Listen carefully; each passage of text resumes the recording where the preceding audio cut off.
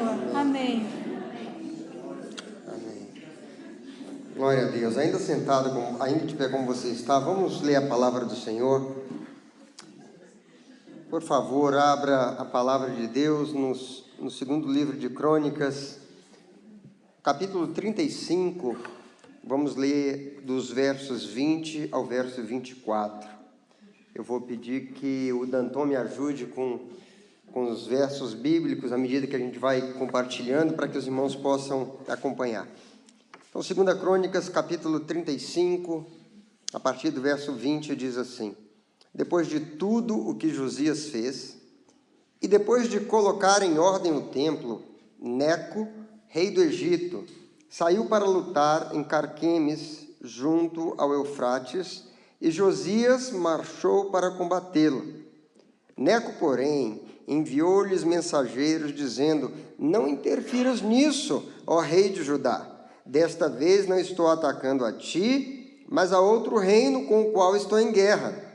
Deus me disse que me apressasse, por isso, pare de opor-se a Deus, que está comigo. Caso contrário, ele o destruirá. Josias, contudo, não quis voltar atrás e disfarçou-se para enfrentá-lo em combate. Ele não quis ouvir o que Neco lhe disse por ordem de Deus, mas foi combatê-lo na planície de Meguido. E na batalha, flecheiros atingiram o rei Josias, pelo que disse aos seus oficiais: Tirem-me daqui, estou gravemente ferido. Eles o tiraram do seu carro, colocaram-no em outro e o levaram para Jerusalém, onde morreu. Ele foi sepultado nos túmulos dos seus antepassados, e todos os moradores de Judá e de Jerusalém choraram por ele. Vamos orar mais uma vez, queridos?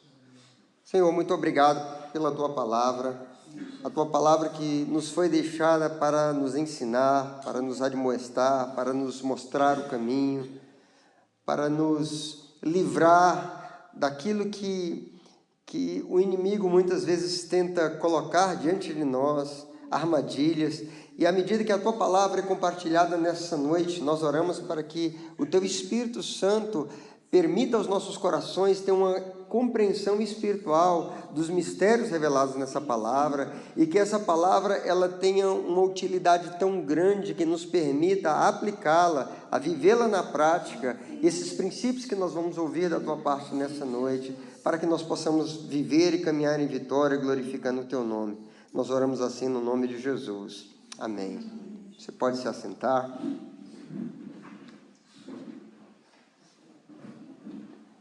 Amados, começar bem é relativamente fácil, não é? Terminar bem é outra coisa bem diferente. É fácil a gente começar, por exemplo, uma dieta ou um programa de exercícios.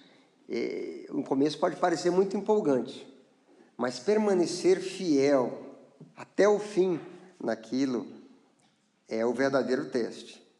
Assim também é no casamento. É fácil no início do casamento, né? Os primeiros dias, a empolgação, parece muito bom e muito romântico, mas com o passar dos dias, com o passar dos anos, a necessidade de ajustes, as diferenças que vão aparecendo, permanecer casado por toda a vida é o desafio. Assim também é na vida cristã, é relativamente fácil se tornar um cristão.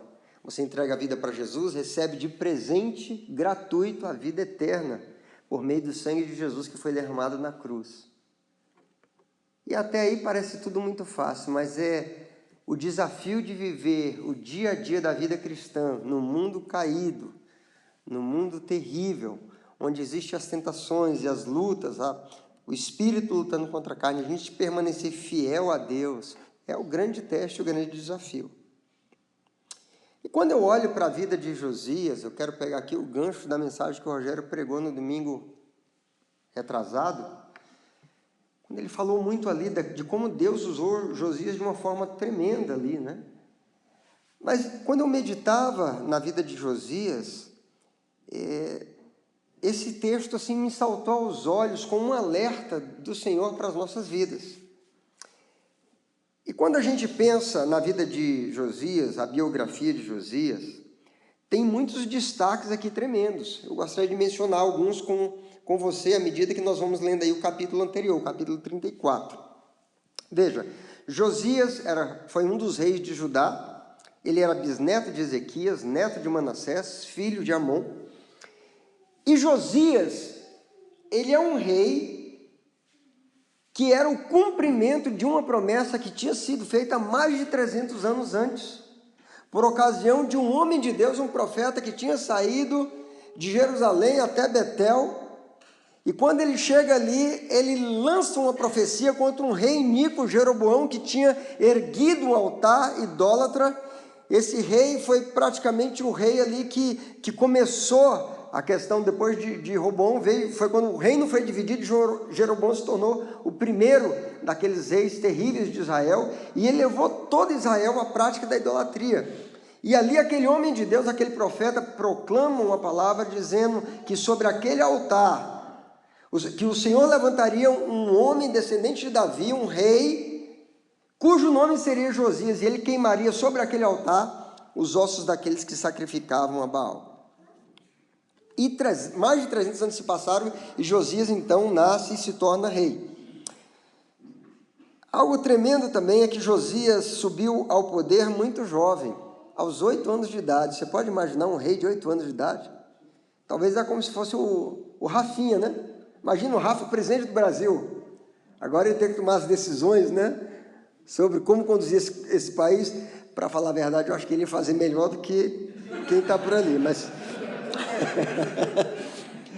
Bom, aos 8 anos de idade ele é elevado ao poder, e veja, queridos, diz a palavra de Deus que ele reinou 31 anos em Jerusalém. Então, fazendo as contas, 8 anos de idade, reinou 31, ele morreu entre 39 e 40 anos de idade, muito jovem, morreu muito jovem. Agora, alguns destaques aí que nós vemos desse reinado de Josias, por exemplo, no capítulo 34, no verso 3 de 2 Crônicas, diz que aos 16 anos de idade, ou seja, no 8º ano do seu reinado, Josias se dispôs a buscar o Deus de Davi.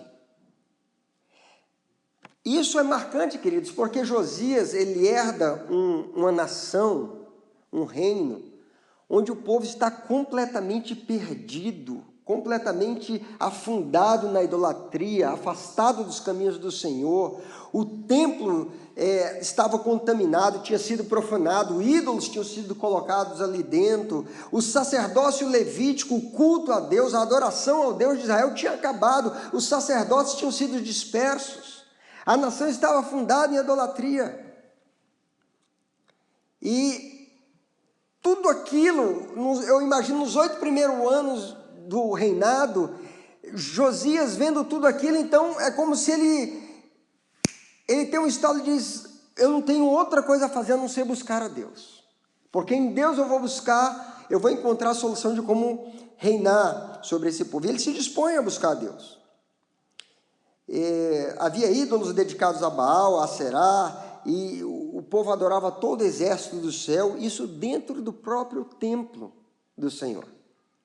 Aí diz que aos 20 anos, ele se dispôs a purificar Judá e Jerusalém. E essa purificação, o que aconteceu? Ele saiu, lembre que nesse tempo, o reino que estava dividido era o reino de Israel e o reino de Judá. O reino de Israel já tinha sido levado cativo pelo Império Assírio. Tinha ficado alguns restantes, alguns da população somente de Israel, e Judá ainda não tinha ido para o cativeiro.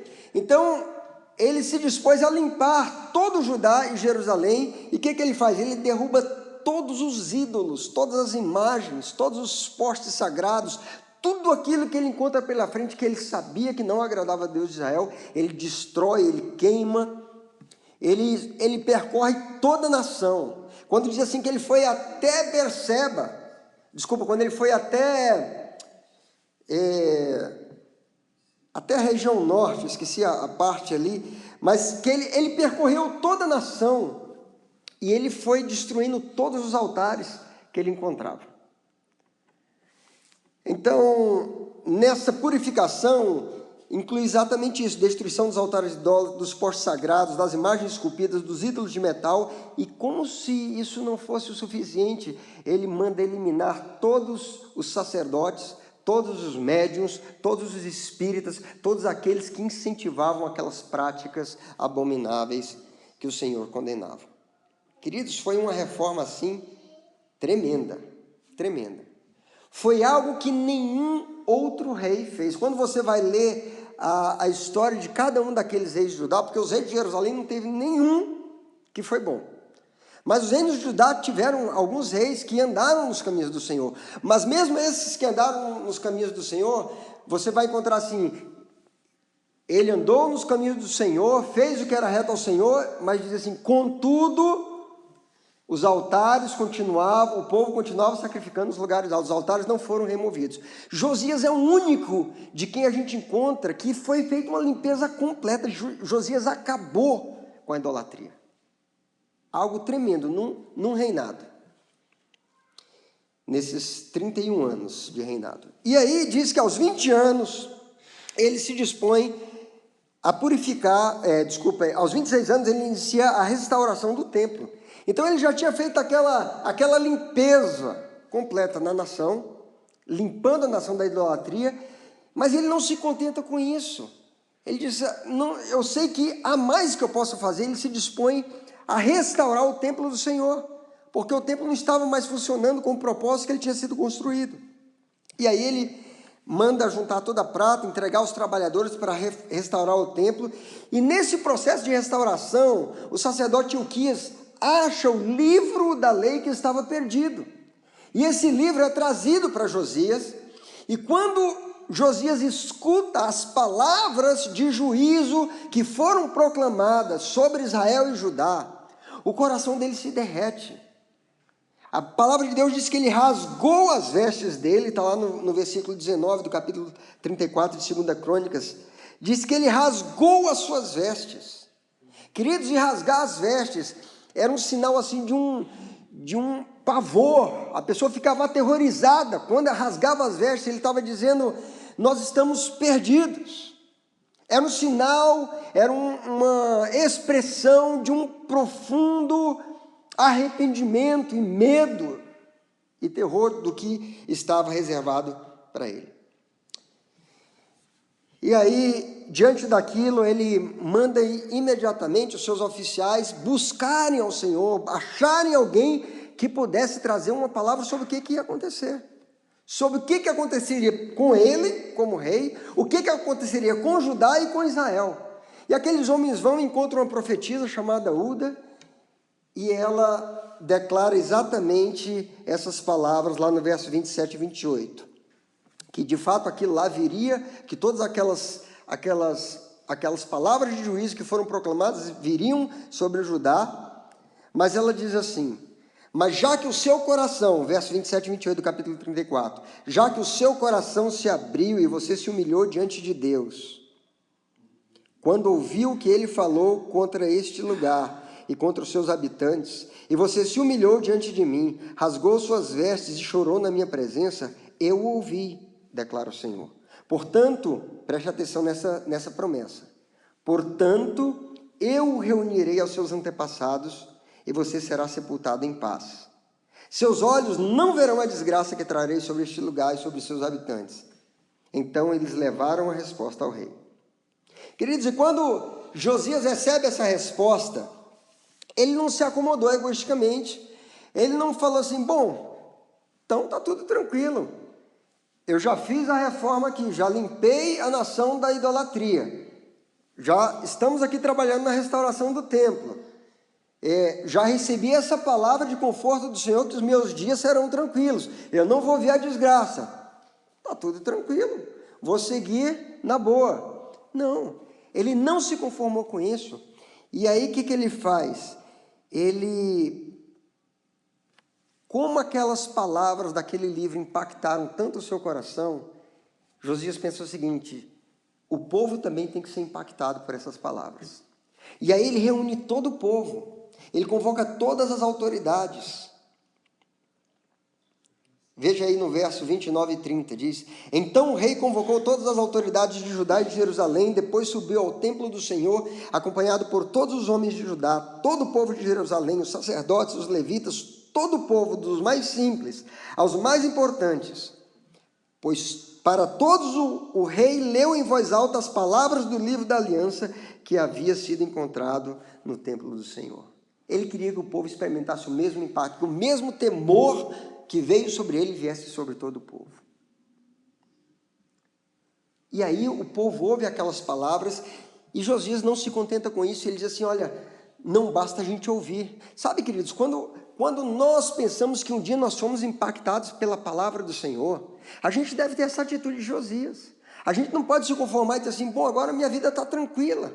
Eu já fui impactado, já entendi a verdade, eu vou viver a minha vida tranquila. A gente tem que ter esse mesmo ímpeto de dizer: poxa, esse livro tem que impactar a vida do meu vizinho, do meu colega de trabalho, do meu familiar, das pessoas com quem eu encontro. E a gente tem que ter essa atitude dele, de fazer essa palavra conhecida.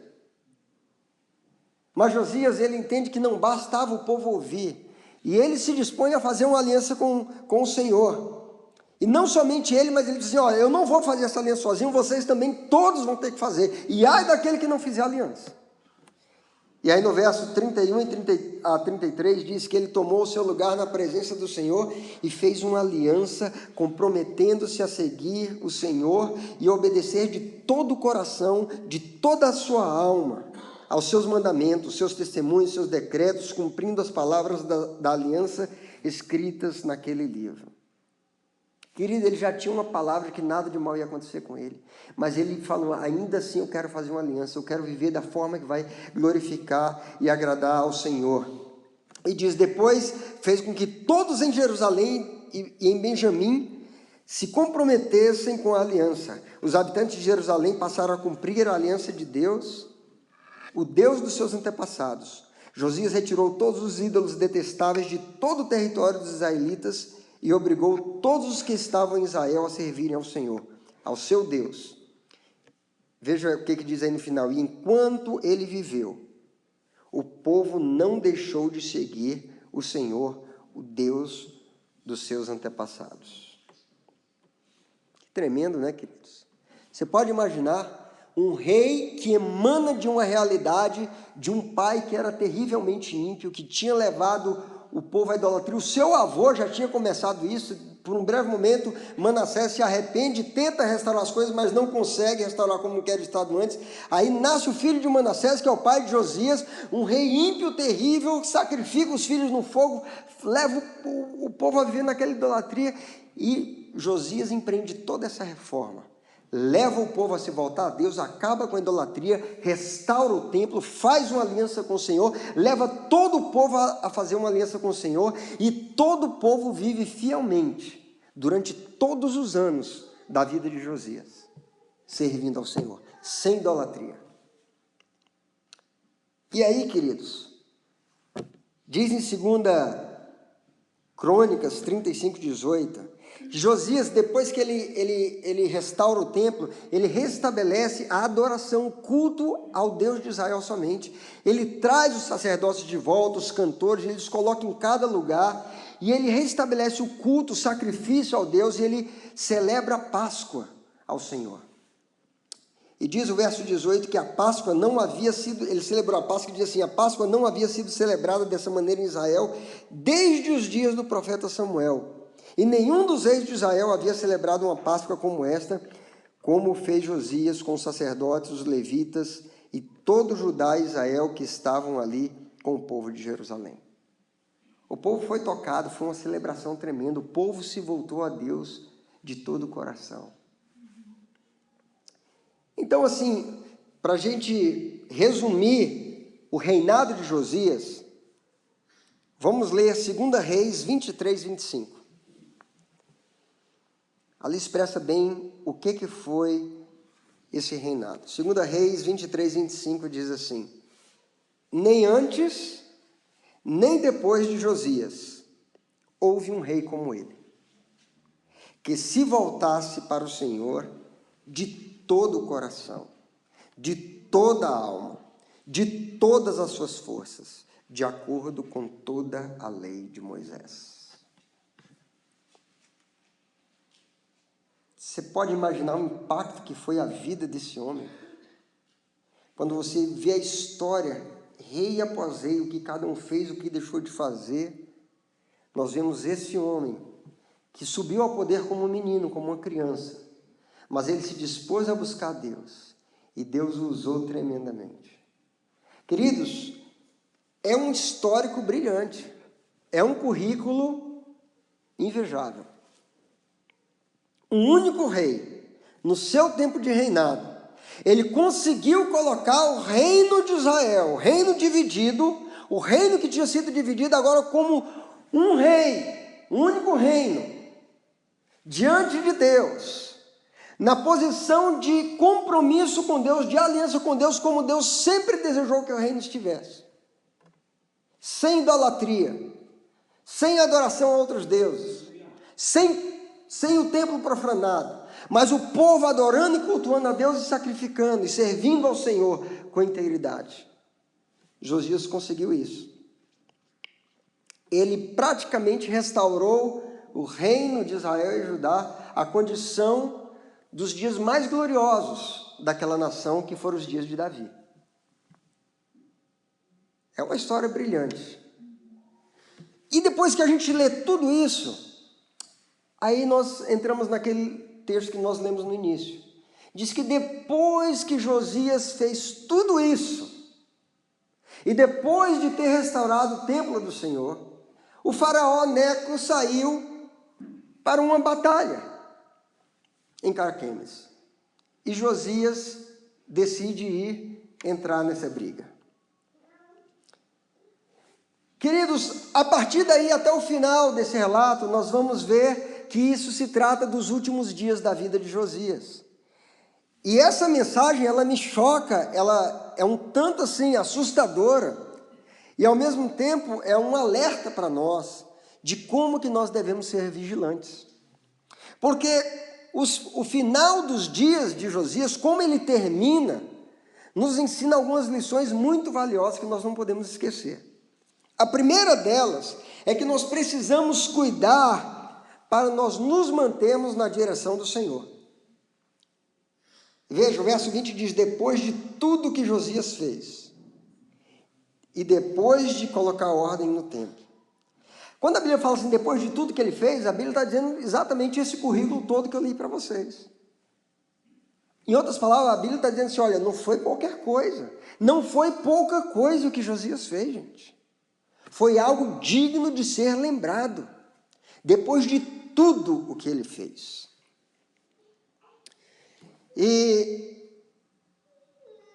depois de tudo isso, ele vai e se envolve numa guerra que ele não deveria se envolver. Agora, veja, depois de tudo o que fez, diga para o seu irmão, depois de você ter feito tudo, fique alerta. Abra aí comigo Efésios capítulo 6, versos 10 a 13. Que Paulo está escrevendo, nessa mesma linha de ensino, ele está dizendo, finalmente, irmãos, fortaleçam-se no Senhor e no seu forte poder. Vistam toda a armadura de Deus para poderem ficar firmes contra as ciladas do diabo. Diga comigo, ciladas do diabo. Pois a nossa luta não é contra as pessoas, mas contra os poderes e autoridades, contra os dominadores desse mundo de trevas, contra as forças espirituais do mal nas regiões celestiais. Por isso, vistam toda a armadura de Deus para que possam resistir no dia mau e permanecer inabaláveis. Diga comigo, permanecer inabaláveis. Depois de terem feito tudo. Depois de terem feito tudo. A Bíblia diz que Josias, depois de tudo o que fez, depois de tudo que fez. Sabe, amados,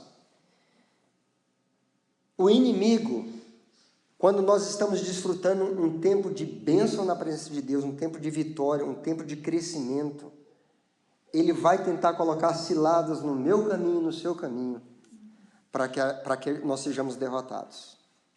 Não é fácil você atingir um momento na sua vida de grande santidade. O desafio é permanecer na santidade. Não é difícil, quero dizer, não é difícil você atingir um momento de profunda intimidade com Deus. O desafio é você permanecer nessa intimidade. Não é difícil você buscar ao Senhor diante de alguns desafios e alcançar vitórias. O desafio é você seguir caminhando em vitória.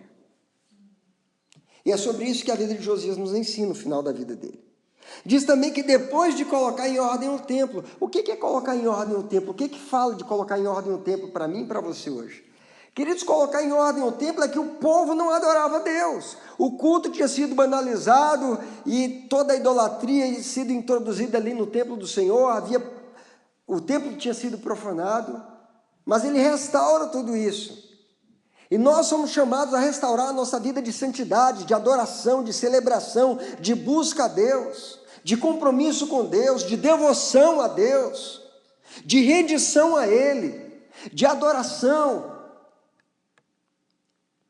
E é impressionante porque Josias fez aquela reforma toda e ele restaura também a vida de adoração de toda uma nação. E quando ele está nesse momento assim, de talvez o ápice da vida espiritual dele, que isso sirva de alerta para nós. Diz a palavra de Deus, depois de tudo que fez e de ter restaurado o templo do Senhor, ele saiu para enfrentar uma batalha com o faraó Neco. Sabe, queridos, eu vejo exemplos assim de homens como Gideão, por exemplo, que depois de alcançar uma vitória tremenda diante dos midianitas, algo que entrou como um marco para a história, porque era uma vitória que não poderia ser alcançada de uma forma natural, só com a intervenção de Deus.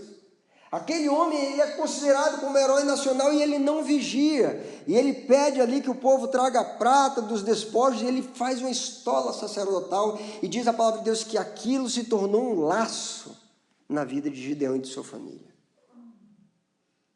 Eu lembro de pessoas como Davi, um homem que alcançou uma posição no reino quando praticamente todos os reinos ao redor estavam temerosos em relação a Israel. O reinado de Davi tinha expandido grandemente, ele era respeitado, tinha glória, tinha riqueza. Ele tinha um exército, o maior exército da época. Ninguém podia vencer Israel, queridos. Quando ele atinge esse nível, esse ápice, ele decide ficar em casa, quando os reis saem para a guerra. A armadilha foi colocada, queridos. E vocês conhecem a história. Ele se envolve com a mulher de um dos mais leais soldados dele, Urias. Adultera e usa a espada dos amonitas para matar Urias, seu servo fiel. Queridos, e aquilo foi um problema para a vida de Davi. Nós já pregamos um tempo aqui atrás uma mensagem sobre o tamanho, a devastação que foi na família, gerações abaixo, porque não vigiou. Eu lembro de situações como Pedro, que no momento ele é tão assim usado, né? O Espírito Santo de Deus, o Pai traz uma revelação para ele, quando ele diz, Jesus está perguntando o que os homens dizem a respeito de quem ele é, e Pedro tem aquela revelação e diz, tu és o Cristo, o Filho de Deus vivo. Queridos, aquilo que ninguém tinha falado, Pedro recebe essa revelação e fala, para uns momentos depois, ele pisar na bola, não vigiar. E ele começa a dizer, não, Jesus, não diga que isso vai acontecer com o Senhor, que negócio é esse de morrer na cruz, não vai acontecer, para com isso. E aquele mesmo Pedro que acabou de ouvir dos lábios de Jesus, não foi carne nem sangue que te revelou, mas meu Pai que está no céu, agora ouve, para trás de mim, Satanás. Você não cogita das coisas de Deus. Precisamos cuidar, queridos. Diz que o faraó saiu para essa batalha em Carquemes e Josias marchou para combatê-la. A segunda lição que eu aprendo com o final da vida de Josias é que nós precisamos buscar discernir quando uma mensagem vem de Deus ou vem de outra origem. Muitas vezes a gente está falhando, queridos, muitas vezes a gente está vivendo esse momento de glória, de bênção, de vitória, de conquista, de avanço no reino, e a gente vacila porque a gente falha em discernir a origem da mensagem que vem até nós. Porque veja o verso 21, aí do capítulo 35, diz assim, o próprio Faraó diz para ele, Deus me disse que me apressasse, por isso pare de se opor a Deus que está comigo, caso contrário, Josias, o próprio Deus vai te destruir. Os estudiosos discutem sobre quais seriam as motivações de Josias de se meter numa guerra que não era dele. Mas o fato aqui é que quando ele se dispõe a fazer isso, ele recebe uma mensagem de alerta. Queridos, fique atento aos alertas que o Senhor manda. Fique ligado aos sinais que o Senhor está falando. É perigoso e pode ser fatal nós nos envolvermos em algo que o Senhor não nos mandou. Aquela luta não era de Josias. E eu quero te dizer que há algumas lutas e batalhas que não valem a pena ser lutadas. Há algumas batalhas que o Senhor não te chamou para estar nelas. Talvez você esteja dizendo, mas como que Josias ia acreditar se Faraó era uma pessoa que não temia a Deus? Olha, meu irmão e minha irmã, Deus usa quem Ele quiser para falar conosco. Deus chama Ciro, um rei medo, que não era da aliança, de meu servo. Deus, Ele usa quem quiser para falar conosco. Eu já recebi palavras que foram trazidas para mim da parte de Deus através da boca de um ímpio. Quando Deus quer nos alertar, Ele usa os meios que Ele quiser. Até um animal, né? O burro profeta que falou com o profeta burro. Então, a gente precisa pensar nisso, porque o que Josias fez? Quando ele recebeu aquela mensagem do faraó, dizendo, olha, minha guerra não é com você, eu estou vindo aqui, foi o Senhor que me mandou, eu estou vindo por uma missão dada pelo próprio Deus. O que Josias tinha que fazer? Eu vou consultar o Senhor. Ele não mandou consultar o Senhor quando ele ouviu as palavras do livro. Não foram lá consultar a profetisa Uda. Ele poderia ir até Jeremias, buscar a palavra do Senhor. Até Sofonias, algum daqueles profetas da época dos seus contemporâneos. Ele não fez isso, queridos. Então, preste atenção, porque essas são armadilhas. Às vezes você está indo tudo bem na tua vida e o inimigo traz para você uma proposta, traz para você um convite. Às vezes é uma questão de trabalho, um negócio para você iniciar, uma sociedade para você fazer, uma mudança para um outro lugar, uma proposta assim ou assado, que parece assim muito promissora, que parece que tem tudo para dar certo. Ah, queridos, quantas pessoas eu já vi sentando diante de mim dizendo, puxa, que se eu pudesse voltar no tempo eu não teria feito aquilo de novo. Como eu errei, se eu soubesse. E nós estamos falando de servos de Deus, que não se preocuparam em buscar a Deus. A Bíblia conta de Josué, que ele não consultou o Senhor e por isso ele acabou fazendo uma aliança com os gibeonitas. Isso foi um problema para Israel. Então a gente precisa discernir. Josias falhou em não buscar o conselho do Senhor. Davi, quando ele ia sair para uma guerra, ele ia, buscava o Senhor, mandava trazer a estola sacerdotal, mandava que o sacerdote consultava e dizia, Senhor, devo ir contra esse inimigo? E ele esperava a resposta do Senhor. Quando o Senhor dizia, vai porque eu vou te dar a vitória, o Senhor dizia para ele ir e dava até a estratégia. Aí ele ia. Josias devia fazer a mesma coisa, e ele não fez. Sabe outra coisa aí que a gente pensa nessa questão? É que a gente precisa cuidar para a gente não atrapalhar algo que Deus está fazendo. Porque às vezes você quer se meter numa situação, às vezes você quer interferir em algo que está acontecendo na vida de alguém. Você quer comprar uma briga que não é tua. E é Deus que está agindo naquela situação, querido. E às vezes você está atrapalhando o agir de Deus. Nós conhecemos uma situação que era assim, um pastor de uma igreja, ele começou a a trilhar caminhos complicados, caminhos sérios de pecado, e as pessoas começaram a tomar partido naquela briga e sair para se envolver com aquela situação em defesa dele. Ele já estava sofrendo algumas situações pelo seu próprio pecado, e as pessoas foram se meter com isso, e o resultado, queridos, foi um racha na igreja. E para resumir a história, aquele pastor acabou se envolvendo com um homem, tendo um relacionamento homossexual, e foi um escândalo na cidade inteira, foi uma vergonha para o nome do Evangelho. Preste atenção, às vezes a pessoa está passando uma situação, seja de trabalho, seja financeira, e a gente precisa discernir: Senhor, o Senhor quer me usar nessa situação? A gente não pode ser levado só pela emoção, só pelo coração, queridos, porque às vezes Deus está trabalhando na vida daquela pessoa, Deus está ensinando, e a pessoa precisa passar por um deserto, por algumas situações, para que ele cresça, para que ele aprenda lições preciosas, que vão servir para ele lá na frente. E quando a gente interfere, a gente acaba atrapalhando esse processo.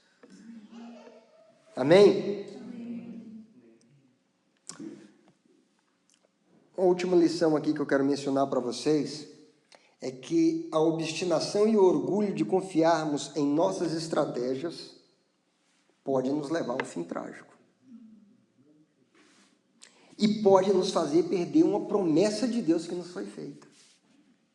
Pastor, será que aquilo que Deus prometeu pode deixar de se cumprir? Pode. Vamos ver aqui, a obstinação e o orgulho de confiarmos em nossas estratégias. Josias tinha a estratégia dele. Ele pensou assim: não, eu vou tirar isso aí de letra. Eu vou me disfarçar. Porque o problema, queridos, é quando você recebe uma mensagem, um alerta de Deus, e você insiste teimosamente a partir para algo que Deus não te mandou ir. Isso me lembra Josafá. Lembram que o rei Acabe, com quem ele estava aliançado por laço de casamento, lá, chama ele e diz assim: você vai sair comigo na batalha a Ramote de Gileade? Aí ele falou assim: bom, vamos fazer o seguinte, vamos consultar ao Senhor se a gente deve sair. Aí o rei chama aquele monte de profeta que está tudo contando mentira ali para eles, e não vai, que você vai ter vitória e tudo mais. Aí Josafá falou assim: não tem mais alguém que a gente possa consultar? Aí o rei Acabe fala: olha, tem um camarada aí, mas não gosta de mim, ele só fala o que é ruim a respeito. Aí manda chamar Micaías, e Micaías vem e diz: não, vai lá que você vai ter vitória. Aí o rei Acabe fica bravo e diz assim: eu não já te mandei que você só fale a verdade? Aí o profeta então traz a palavra e diz assim: olha, eu vi todo Israel espalhado, eu vi um cenário de derrota, e trouxe toda aquela palavra que ia acontecer. Queridos, apesar disso, tudo bem que Acabe era ímpio, a gente nem esperava outra coisa, mas Josafá era um homem de Deus. Josafá era um homem de Deus. Isso me traz um alerta, porque às vezes nós, homens e mulheres de Deus, a gente está recebendo um sinal do Senhor, a gente recebeu uma palavra, recebeu um alerta, e a gente teima em insistir em algo, confiando na nossa estratégia, na nossa experiência, queridos. E aí Josafá se mete na batalha e diz assim: não, vamos se disfarçar. Você usa a minha roupa, eu uso a sua. E quando está no meio daquela situação lá, o exército vem contra o rei Josafá. A diferença de Josafá para Josias foi que Josafá teve tempo de clamar por misericórdia. Disse: Senhor, tem misericórdia de mim, me livre. O Senhor livrou. Mas depois o Senhor manda o profeta lá e dá uma bronca nele. Agora, veja aqui o verso 22 e 23. Josias, contudo, não quis voltar atrás. Quantas vezes você recebeu uma palavra do Senhor, uma advertência, uma orientação, para que você tome outro rumo, para que você saia daquele lugar de risco, daquela situação perigosa, e você não quis voltar atrás? Quantas vezes? Não quis voltar atrás, e disfarçou-se, aquele pensou na estratégia dele, disfarçou-se para enfrentá-lo em combate. Ele não quis ouvir o que Neco lhe disse por ordem de Deus.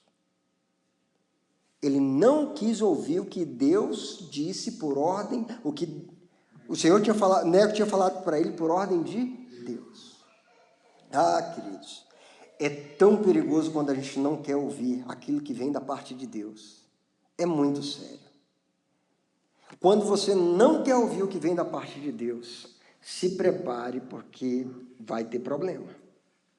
Às vezes Deus está usando seus pastores, às vezes Deus está usando um irmão maduro na fé, às vezes Deus está usando seus pais, às vezes Deus está usando uma pessoa que tem um amor genuíno por você, um homem ou uma mulher de Deus, e você não quer voltar atrás. O orgulho às vezes não deixa voltar atrás. E diz que na batalha, ele não quis voltar atrás, mas foi combatê-lo na planície de Megido. E na batalha, flecheiros atingiram o rei Josias, pelo que disse aos seus oficiais: tirem-me daqui, estou gravemente ferido. Sabe o que eu aprendo aqui com essa estratégia de disfarce de Josias? Que olha, você pode se disfarçar, você pode se esconder dos olhos de todos os homens, você pode conseguir enganar todo mundo, mas a Deus e a Satanás você não engana. O diabo sabe exatamente onde você está. E se onde você estiver fora da vontade de Deus, a flecha vai te atingir, meu querido. É isso que nós vemos que aconteceu aqui na vida de Josias. Ele se disfarçou. Ele achou que aquele disfarce ia protegê-lo. O que nos protege não é o nosso disfarce, não é a nossa estratégia, não é o nosso jeitinho, não é a nossa habilidade, não é a nossa sagacidade, não é a nossa inteligência. O que nos protege, queridos, é o temor a Deus. O que nos protege, queridos, é a nossa obediência ao Senhor. Os irmãos estão entendendo? Amém? Amém. Agora, o que a profetisa tinha falado para ele lá no verso 28? Portanto, eu o reunirei aos seus antepassados e você será sepultado em paz. Queridos, Josias morreu num cenário de guerra. Josias morreu num cenário diferente daquilo que tinha sido a profecia e a promessa de Deus para a vida dele. Isso aqui me ensina que mesmo que Deus tenha dado palavras para nós, muitas das palavras que o Senhor nos traz são palavras condicionais. Há uma condição. E se nós não andarmos naquilo, nós perdemos a promessa. Não é porque recebemos uma palavra profética que ela vai se cumprir de qualquer jeito. Jeremias 18, 7 a 10 diz assim: se em algum momento eu decretar que uma nação ou um reino seja arrancado, despedaçado e arruinado, e essa nação que eu adverti converter-se da sua perversidade, então eu me arrependerei, e não trarei sobre ela a desgraça que eu tinha planejado. E se noutra ocasião eu decretar que uma nação ou um reino seja edificado e plantado, se ele fizer o que eu reprovo e não me obedecer, então eu me arrependerei do bem que eu pretendia fazer a favor dele. O Senhor mandou o profeta Jonas a Nínive, declarando: olha, em 40 dias essa cidade vai estar acabada. O povo se arrependeu e aquele juízo não veio, queridos. Vocês estão entendendo? Então a gente precisa entender isso. Quando você vai ler a conversa que o Senhor tem com Moisés no capítulo 33 e 34 de Êxodo, queridos, o nível da conversa, o diálogo, porque está só o Senhor e Moisés, lá no cume do monte. O Senhor está falando com Moisés assim: olha, Moisés, você vai levar esse povo para a terra prometida. Olha, Moisés, e quando você chegar lá, você não siga as práticas das outras nações, você não adore outros deuses, você adore somente a mim, busque somente a mim. Olha, Moisés, seja fiel, obedeça aos meus mandamentos. O teor da conversa, leia lá o capítulo 33 e 34, é de que estava certo que Moisés ia entrar na terra prometida com o povo. E lá na frente, queridos, algo dá errado. E Moisés não entra. Deus tinha falado com ele, mas ele não entrou. Porque Deus não cumpre as suas promessas? Negativo, Deus é fiel. Mas existe uma parte que nós temos que cumprir, amém, queridos? Então eu queria concluir essa mensagem dizendo o seguinte: o verso 24 lá, lendo esse último verso para a gente fechar, diz assim: eles o tiraram do seu carro, colocaram-no em outro e o levaram a Jerusalém, onde morreu. E foi sepultado no túmulo de seus antepassados, e todos os moradores de Judá e Jerusalém choraram por ele. Sabe qual é a conclusão dessa história aqui, queridos? Josias não precisava ter morrido aos 39 anos. Eu não vejo outra forma de interpretar. Eu não acredito naquela interpretação fatalista que diz assim, foi o destino, foi a vontade de Deus. Foi coisa nenhuma. Não era a vontade de Deus. A vontade de Deus tinha sido declarada pela voz da profeta. Você vai morrer em dias de paz. Aquela guerra não era para Josias. Era para ele viver dias de paz e chegar ao fim da vida dele tranquilo. É isso que tinha sido profetizado. Como uma resposta à atitude por tudo que ele tinha feito e por ter restaurado o templo do Senhor. Mas Josias se meteu numa confusão e aquilo abreviou a sua vida. Josias abreviou sua própria vida. Isso me traz um alerta, porque se nós não vigiarmos, se nós nos envolvermos em empreendimentos, em situações, em questões que nós não fomos chamados, nós podemos abreviar o nosso tempo, nós podemos atrair para nós problemas que o Senhor nunca desejou para nós. E quando eu penso nesse exemplo da vida de Josias, queridos, eu fico pensando assim, que de repente pode haver coisas na minha vida e na sua vida, que hoje você está sofrendo, está passando uma dificuldade terrível, e de repente você está dizendo, mas é a vontade do Senhor. Será que é? Será que tudo que está dando errado na minha vida é a vontade de Deus? Olha, eu acho que não é a vontade de Deus que você esteja em dívidas com nome sujo. Isso não é a vontade de Deus. Eu não creio num Deus que é isso. Eu não creio que a vontade de Deus é que os filhos de alguém estejam nas drogas, estejam andando longe dos caminhos do Senhor. Eu não creio que a vontade de Deus é que a família esteja sendo destruída, casais se separando, e essa não é a vontade de Deus. Mas isso acontece, e acontece no meio dos crentes. Então o alerta que eu aprendo é que a gente precisa estar vigilante. Porque como Paulo escreve aos Efésios no capítulo 6, o inimigo ele está em todo o tempo trabalhando, criando ciladas, criando propostas, criando situações, armadilhas, para que no momento em que você relaxar, você experimente destruição. Os irmãos entenderam isso? Receba essa palavra assim como um alerta do Senhor, porque a vontade de Deus é que você vive em vitória. Não é que você experimente uma vitória, mas que todos os dias.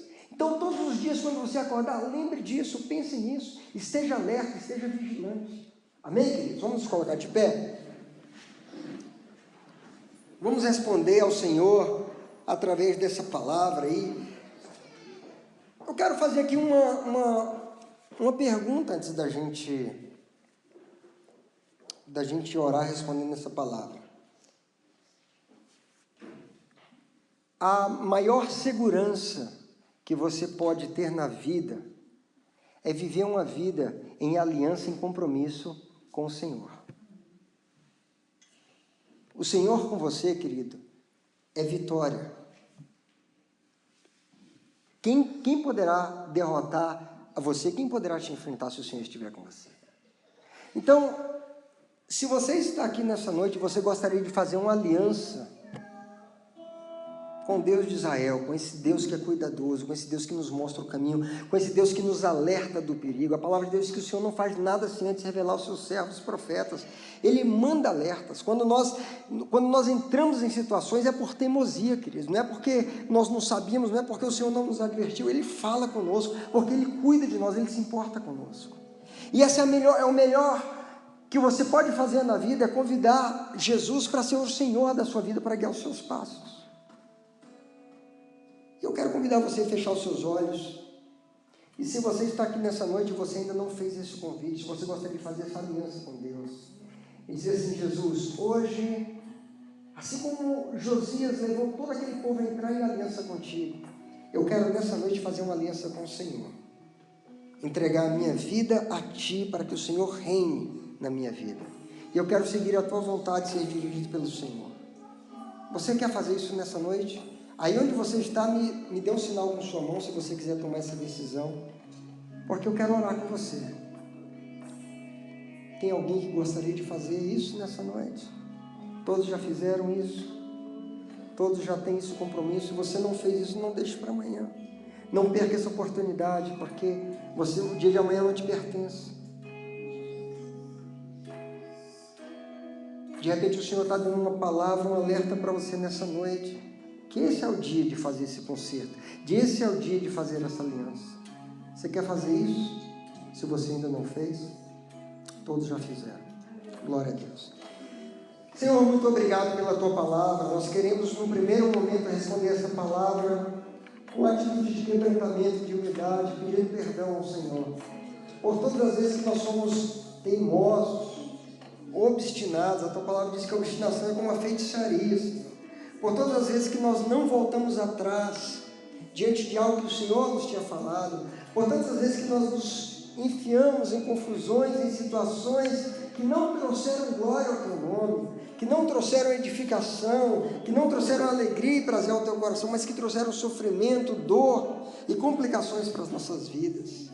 Nos perdoe, Senhor, tem misericórdia de nós e nos ensine a viver em vitória, a nos manter num padrão de vida que glorifica o Teu nome em santidade, em seriedade, em sensibilidade, acima de tudo, à Tua voz, em compromisso em Te obedecer. Nos ajude a caminhar nessa direção. Eu quero abençoar cada um dos meus irmãos e das minhas irmãs que vieram aqui nessa noite, que ouviram essa palavra, porque eu creio que essa palavra veio do Teu coração, essa palavra veio como um alerta do Senhor, porque o Senhor se importa conosco, porque o Senhor nos ama, porque o Senhor nos mostra o caminho, porque o Senhor não nos quer ver sofrendo, Senhor, porque o Senhor nos ama, somos os Teus filhos, e o Senhor quer nos alertar. Obrigado pela Tua palavra, Senhor Deus. Aleluia. Muito obrigado, ajude-nos a lembrar dessa palavra, que o Teu Espírito Santo traga a nossa memória diante de decisões que vamos tomar amanhã, que vamos tomar ao longo do restante dessa semana, diante de decisões importantes que temos diante de nós, diante de sugestões, de propostas, de convites que aparecem, Senhor. Nos alerte e nos ajude, Pai. Dá-nos sabedoria, Pai. Dá-nos a direção do Teu Espírito. Nós oramos assim e Te agradecemos em nome de Jesus. Amém.